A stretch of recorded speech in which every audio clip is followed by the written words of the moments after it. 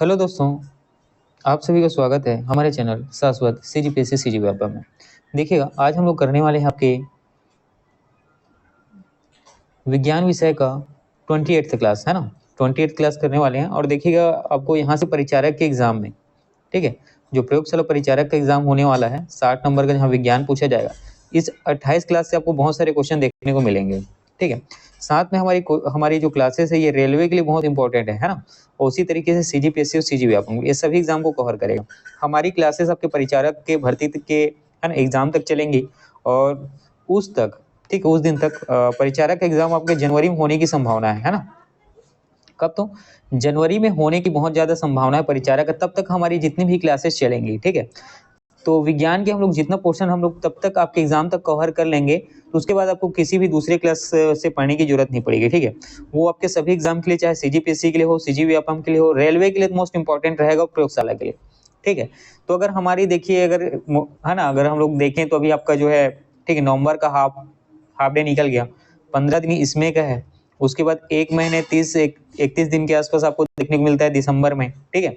दिसंबर के बाद आपके जनवरी में मान लीजिए आपको 10 दिन के आसपास मिलता है, तो लगभग 55 दिन के आसपास शेड्यूल आपके पास रहेगा। तो इतने दिन में हमारी विज्ञान की जितनी क्लासेस आएंगी वो मोर देन इनफ रहेंगी पूरे भारत में। किसी भी, है ना, पेपर में अगर विज्ञान पूछा जाता है तो आपको उसके लिए टेंशन नहीं लेने हैं, ठीक है। चलिए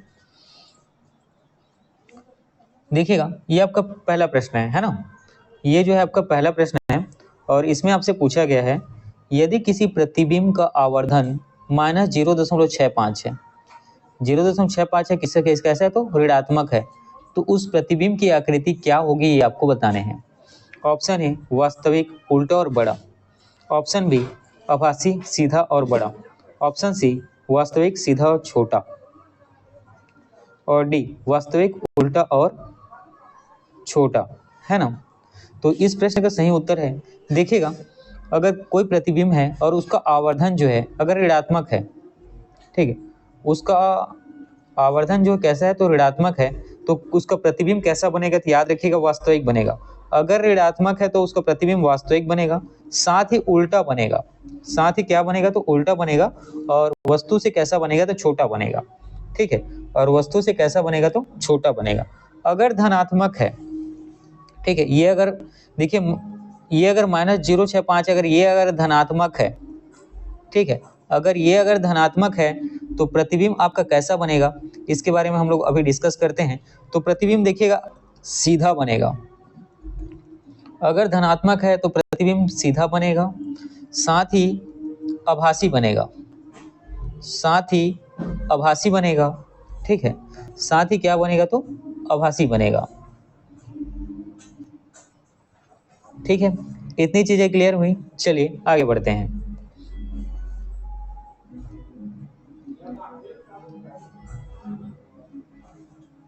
देखिएगा, ये आपका दूसरा प्रश्न है। देखिए, आपसे प्रश्न पूछा गया कि वस्तु की प्रतिबिंब की ऊंचाई से वस्तु की ऊंचाई का अनुपात क्या कहलाता है। देखिए, कोई वस्तु है, इसकी जो प्रतिबिंब की ऊंचाई है, ठीक, इसकी जो प्रतिबिंब की ऊंचाई है, वस्तु की प्रतिबिंब की ऊंचाई से, है ना, वस्तु की ऊंचाई, वस्तु की ऊंचाई, इसके इसका जो अनुपात है ये क्या कहलाता है, तो ये कहलाता है आपका रेखीय आवर्धन। ये क्या कहलाता है, तो आपको याद रखना है, रेखीय आवर्धन कहलाता है ना। ये क्या कहलाता है, तो रेखीय आवर्धन कहलाता है, ठीक है। तो यहाँ पर आपका ऑप्शन डी जो है आपका सही उत्तर हो जाएगा, ठीक है। इस प्रश्न का ऑप्शन डी आपका सही उत्तर हो जाएगा। चलिए देखिएगा, ये आपका अगला प्रश्न है और इसमें आपसे पूछा गया है आवर्धक शीशा, है ना। आवर्धक शीशा कैसा होता है ये आपको बताने हैं। ए उत्तल लेंस के समान होता है, बी उत्तल दर्पण के समान होता है, सी अवतल लेंस के समान होता है, डी अवतल दर्पण के समान होता है। तो इस प्रश्न का सही उत्तर हो जाएगा आपका ऑप्शन है उत्तल लेंस, ठीक है। आवर्धक शीशा कैसा होता है, तो उत्तल लेंस के समान होता है, आपको याद रखेंगे, है ना। उत्तल लेंस के समान होता है और इसी को सरल सूक्ष्मदर्शी भी कहा जाता है। और इसी को क्या, तो सरल सूक्ष्मदर्शी भी कहा जाता है, ठीक है। इसी को क्या, तो सरल सूक्ष्मदर्शी भी कहा जाता है, ठीक है। और इसी सरल सूक्ष्मदर्शी में अगर देखिएगा, ठीक है, अगर इसी सरल सूक्ष्मदर्शी में आप देखेंगे कि इसके मुख्य फोकस के अंदर, ठीक है, इसके मुख्य फोकस के अंदर अगर कोई वस्तु रखी गई हो, ठीक, इसके मुख्य फोकस के अंदर अगर कोई वस्तु रखी गई हो, तो वस्तु का प्रतिबिंब जो है, ठीक है, तो वस्तु का प्रतिबिंब जो है कैसा बनता है, तो सबसे पहले तो याद रखना है सीधा बनता है। ठीक, सीधा बनता है, वस्तु से बड़ा बनता है ना, सीधा बनता है, वस्तु से बड़ा बनता है, साथ ही काल्पनिक बनता है। साथ ही कैसा बनता है, तो काल्पनिक बनता है। देखेंगे आप कुछ सूक्ष्मदर्शी इस्तेमाल करते हैं, है ना। आप सूक्ष्मदर्शी क्या करते हैं, देखिएगा इस तरीके का स्ट्रक्चर होता है, यहाँ से आपका ये लेंस लगा रहता है, यहाँ से आप इसको देखते हैं, यहाँ पे वस्तु रखा है, यहाँ पे कोई वस्तु रखा गया है, ठीक है। तो यहाँ पे आप आंखों के माध्यम से इसको देखते हैं, ठीक है, तो यहाँ पे कोई वस्तु बना रहता है, तो ये कैसा बनता है, इसका प्रतिबिंब सीधा बनेगा, जैसा है वैसा ही बनेगा। ठीक, वस्तु से बड़ा बनता है, उसकी आकृति में परिवर्तन होता है, वस्तु से बड़ा बनता है ताकि आप उसको देख पाएं, साथ ही काल्पनिक बनता है। वस्तु से जब बड़ा बन रहा है वैसा है नहीं, तो थोड़ा सा उसको कल्पनाशील बनता है। ठीक है, इतनी चीजें क्लियर हुई। और साथ में आपको आवर्धन क्षमता के बारे में पूछा जाता है, यहाँ से न्यूमेरिकल क्वेश्चन आपसे पूछा जाता है। आवर्धन क्षमता क्या होता है, तो आवर्धन क्षमता m इक्वल टू होता है आपका d/f+1। ठीक है, यहाँ से आप क्या करते हैं, क्वेश्चन बनाते हैं। ठीक है, आवर्धन क्षमता m इक्वल टू होता है d/f+1। ठीक, इतनी चीजें क्लियर हुई। चलिए आगे बढ़ते हैं। देखिएगा, ये आपका अगला प्रश्न है। इसमें आपसे पूछा गया है कि आभासी और सीधी छवि के लिए दर्पण का आवर्धन कैसा होना चाहिए, आपको बताने हैं, है ना। थोड़ी देर पहले मैंने बताया था आपको कि आभासी और सीधी छवि के लिए दर्पण का आवर्धन कैसा होना चाहिए, आपको बताना है। तो ये होता है आपका धनात्मक। ऑप्शन यहाँ पे सी क्या है, आपका सही उत्तर हो जाएगा। ठीक है, अगर दर्पण का आवर्धन जो है ये धनात्मक है, ये क्या है, धनात्मक है, ठीक है, ये धनात्मक है, तो कैसा बनेगा, आभासी बनेगा। ठीक है, साथ में कैसा बनेगा, सीधा बनेगा। ठीक है, साथ में कैसा बनेगा, सीधा बनेगा, और वस्तु से बड़ा बनेगा। वस्तु से कैसा बनेगा, तो बड़ा बनेगा। ठीक है, और इसी जो इन सब चीजों को दर्शाने की जो प्रक्रिया है, यही आवर्धन कहलाता है। इन सब चीजों को दर्शाने की जो प्रक्रिया है, यही क्या कहलाता है, तो आवर्धन कहलाता है। ठीक है, चलिए देखते हैं आपका अगला प्रश्न है। इसमें आपसे पूछा गया है कि श्वेत प्रकाश का वह घटक जिसका अपवर्तनांक अधिकतम होता है, वह रंग कौन होता है, आपको बताने। देखिएगा, ठीक है, अपवर्तनांक को लैम्डा कहते हैं, और अपवर्तनांक जितना अधिक होगा, ठीक है, अपवर्तनांक जो है जितना अधिक होगा उसका, देखिए म्यू, है ना, देखिए रुकिएगा, ये म्यू है। ठीक, अपवर्तनांक जितना अधिक होगा, लैम्डा उसका क्या होगा, तरंग दैर्घ्य उतना ही कम होगा। मतलब अपवर्तनांक और तरंग दैर्घ्य एक दूसरे के क्या होते हैं, अपोजिट होते हैं, याद रखिएगा, है ना। अपवर्तनांक और आपका तरंग दैर्घ्य जो है एक दूसरे के क्या होता है, अपोजिट होता है। तो श्वेत प्रकाश का वह घटक, देखिए श्वेत प्रकाश के जितने भी प्रकाश हैं किसके घटक होते हैं, तो श्वेत प्रकाश के। किसका अपवर्तनांक अधिक होगा, वह रंग कौन सा है, ये बताना है। अब विबग्योर, ठीक है, किसका अपवर्तनांक, लाल का अपवर्तनांक सबसे अधिक होता है, आपको याद रखना है। लाल का अपवर्तनांक सबसे अधिक होता है, इसका मतलब क्या है, इसका तरंग दैर्घ्य की जो है कम होगा, इसका तरंग दैर्घ्य जो है सबसे कम होगा। तो इसमें पूछा गया है श्वेत प्रकाश का वह घटक जिसका अपवर्तनांक अधिक होता है, वह कौन से रंग का होता है बताना है। तो यहाँ पर ऑप्शन ए लाल आपका सही उत्तर हो जाएगा। एक मिनट, है ना, क्या बताने हैं, इसका अपवर्तनांक बताने हैं। तरंग दैर्घ्य सबसे ज्यादा लाल का होता है। ठीक है, तरंग दैर्घ्य, ठीक, एक मिनट, ये थोड़ा सा अपोजिट हो जाए, है ना, यहाँ बस इतना ही है। ठीक, इतना ही याद रखना है कि देखिएगा, जिसका तरंग दैर्घ्य, लाल का तरंग दैर्घ्य क्या होता है, ज्यादा होता है। ठीक, लाल का तरंग दैर्घ्य ज्यादा होता है, इसका मतलब इसका अपवर्तनांक जो है सबसे कम होगा। तो यहाँ पर आपसे पूछा क्या गया है कि अपवर्तनांक अधिकतम किसका होगा। ठीक, अपवर्तनांक अधिकतम किसका होगा, तो देखिए लाल का क्या है, अपवर्तनांक तो कम है, बैगनी, पीला, हरा। तो यहाँ पर आपका जो सही उत्तर हो जाएगा ये होगा ऑप्शन बी, बैगनी। ठीक है, ये किसका हो, तो ऑप्शन बी बैगनी का। ठीक है, इन सब प्रश्न में आपका कौन सा ऑप्शन होगा, तो बैगनी का।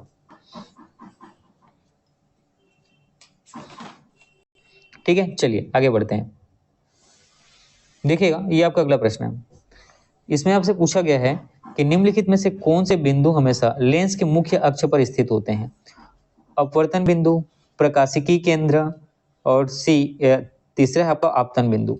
यहाँ पे ऑप्शन ए और 1 और 2 दोनों सही हैं, 1 और 3 दोनों सही हैं, केवल 2 सही हैं, केवल 1 सही। तो इस प्रश्न का उत्तर हो जाएगा आपका ऑप्शन बी, केवल 2 सही है। कौन, प्रकाशिकी केंद्र। तो निम्नलिखित में से कौन सा बिंदु हमेशा लेंस के मुख्य अक्ष पर स्थित होता है, तो लेंस के मुख्य अक्ष पर हमेशा प्रकाशिक केंद्र क्या है, स्थित होता है। और इसी प्रकाशिक केंद्र से गुजरने वाली जो प्रकाश है, ठीक है, इसी से गुजरने वाली जो प्रकाश या किरण है, ठीक है, ये क्या होती हैं, सीधी निकल जाती हैं। ये क्या होती हैं, सीधी निकल जाती हैं, है ना। सीधी निकल जाती हैं वो मार्ग में विचलित नहीं होती हैं। ठीक, मार्ग में क्या होती हैं, विचलित नहीं होती हैं, याद रखना है। ठीक है, और साथ ही इसके लिए देखिए, जैसे कि यहाँ पे लेंस है ना, प्रकाशिक केंद्र है, यहाँ पे आप क्या करते हैं, यहाँ से जो किरणें सीधी निकल जाती हैं मार्ग से विचलित नहीं होती हैं। तो यहाँ पर जो है देखिएगा, आपके लेंस से वस्तु की दूरी, ठीक है, लेंस से वस्तु की जो दूरी होती है इसको हम लोग किससे, यू से दर्शाते हैं। उसी प्रकार जो प्रतिबिंब उसका बनता है, ठीक है, लेंस में उसका जो चित्र बनता है प्रतिबिंब, तो प्रतिबिंब की दूरी को हम लोग वी से प्रदर्शित करते हैं। ठीक है, और जो इसकी फोकस दूरी है, ठीक, फोकस दूरी से संबंधित जो सूत्र है उसके बारे में आपको याद रखना है। तो इसके फोकस दूरी से संबंधित सूत्र है 1/f, मतलब इसका अगर फोकस दूरी आपको निकालना है 1/f, तो ये होता है आपका 1/u, वस्तु की दूरी माइनस 1/v, ठीक है, प्रतिबिंब की दूरी। इस फार्मूले में आप रख देंगे, आपका उत्तर आ जाएगा। ठीक है, एफ जो है फोकस होता है, यू जो है वस्तु की दूरी है, वी जो है क्या है, प्रतिबिंब की दूरी है। ठीक है, इतनी चीजें क्लियर हुई। चलिए आगे बढ़ते हैं। देखिएगा, ये आपका अगला प्रश्न है। ये जो है आपका अगला प्रश्न है, इसमें आपसे पूछा गया है कि सूर्य से आने वाली किरणें वायुमंडल द्वारा अपवर्तित होती हैं, इसके कारण आभासी सूर्यास्त वास्तविक सूर्यास्त से लगभग कितना होता है, तो ये 2 मिनट बाद होगा। ठीक है, ये इस प्रश्न का उत्तर आपका जो हो जाएगा ऑप्शन डी, 2 मिनट बाद होगा, है ना। देखिएगा, जो सूर्य की किरणें जो है ना, सिंपल से समझिए, जब सूर्योदय होता है, ठीक है, जब सूर्योदय होता है तो सूर्य की किरणें हमें, ठीक, सूर्य की किरणें हमें 2 मिनट पहले दिखती हैं। ठीक है, जब सूर्योदय होता है, सूर्य का उदय होता है, सूर्य की किरणें हमें 2 मिनट पहले दिखती हैं। ठीक है, मतलब वास्तविक समय से 2 मिनट पहले दिखती हैं। लेकिन जब सूर्य अस्त होता है, ठीक है, तो सूर्य का अस्त जो है, सूर्य के अस्त समय जो लाल किरणें आपको दिखती हैं, है ना, सूर्य के अस्त समय जो लाल किरणें दिखती हैं वो वास्तविक समय से 2 मिनट बाद दिखती हैं, है ना, वास्तविक समय से 2 मिनट बाद दिखती हैं। ठीक है, इतनी चीजें क्लियर हुई, तो यही आपका ऑप्शन डी आपका सही उत्तर हो जाएगा। ठीक है, चलिए ये आपका अगला प्रश्न है। जब प्रकाश किरण सघन माध्यम से विरल माध्यम में प्रवेश करती हैं तो क्या होता है, ये बताने हैं। ए, अभिलंब की ओर झुक जाती है, वह अपवर्तित नहीं होती हैं, वह अभिलंब से दूर झुक जाती हैं, इसके आपतन और अपवर्तनांक अपवर्तन कोण बराबर होते हैं। ठीक है, आपतन एवं अपवर्तन कोण बराबर होते हैं। ठीक है,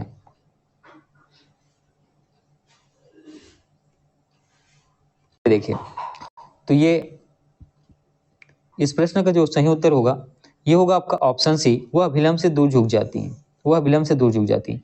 देखिए, मान लीजिए ये, ठीक है, ये जो है आपका एक तल है, इस तल के ऊपर में जो माध्यम है ये मान लीजिए सघन माध्यम है, ठीक, और तल का नीचे का हिस्सा जो है कौन सा, तो विरल माध्यम है।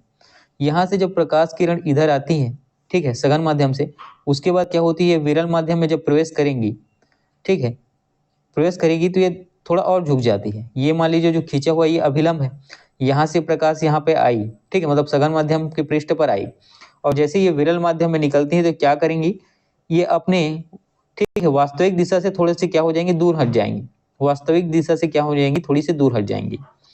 ठीक है, तो यही आपका प्रश्न ऑप्शन है, जो वह अभिलंब से दूर झुक जाती है। ठीक है, इतनी चीजें क्लियर हुई। चलिए आगे बढ़ते हैं।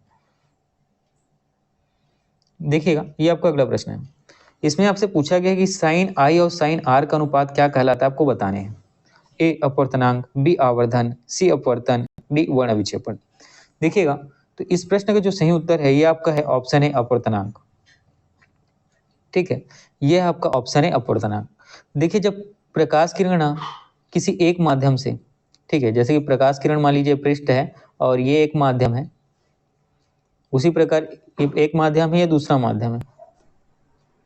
ठीक है, जब प्रकाश किरण क्या करती हैं, एक माध्यम से दूसरे माध्यम में प्रवेश करती हैं, तो जिस तल पर ये क्या होती हैं, जिस तल से होकर गुजरती हैं, तो मान लीजिए देखिए एक माध्यम ये है, तो ये आपको पहले तो अभिलंब खींच लेते हैं।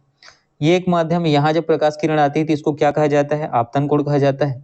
और उसके बाद ये मान लीजिए इस तरीके से दूर हट गई या इस झुक गई, तो ये, ठीक है, दूसरे माध्यम में जब बाहर निकलती है तो ये क्या कहलाता है, इसका ठीक है, दूसरे माध्यम में जुड़ जाती है तो ये इसका कहलाता है अपवर्तन कोण। तो इसी को कहा गया है ये I इक्वल टू R के बराबर होता है। ठीक, ये आपतन कोण जो है इसके क्या तो अपवर्तन कोण के बराबर होता है। ठीक है, इन अभिलंब और किरण के मध्य जो कोण बनता है ये कौन सा है तो आपतन कोण है। अभिलंब और ठीक है दूसरे माध्यम में बाहर निकलने वाले माध्यम में जो कोण बनता है ये कौन सा है तो अपवर्तन कोण है। ठीक है, इतनी चीजें क्लियर हुई और यही कहलाता है आपका साइन आई अनुपात साइन आर और ये किसके बराबर होता है एन के। ये एन के है तो याद रखिएगा एक नियतांक है स्थिरांक है। ठीक है, कितनी चीजें क्लियर हुई। चलिए तो ये फार्मूला याद रखिएगा sine i by sine r equal to n. ठीक है, चलिए